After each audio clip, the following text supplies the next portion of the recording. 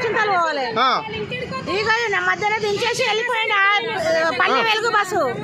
మాకు అదే అని మేము ఎక్కినాం లేకపోతే ఇట్లా దించి మధ్యలో దించి వెళ్ళిపోయిండు అంటే మీరు అడగలేరా అడిగితే వినా ఏం చెప్పలేదు మాకు సమాధానం ఏ బస్సు జైరాబాద్ బస్సు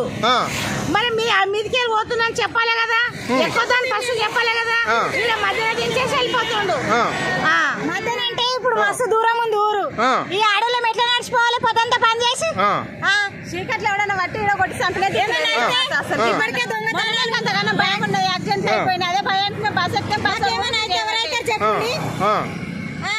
సరే అమ్మా మేము పుచ్చింతలు పోవాలి ఇక మధ్యలో దించేసి వెళ్ళిపోయింది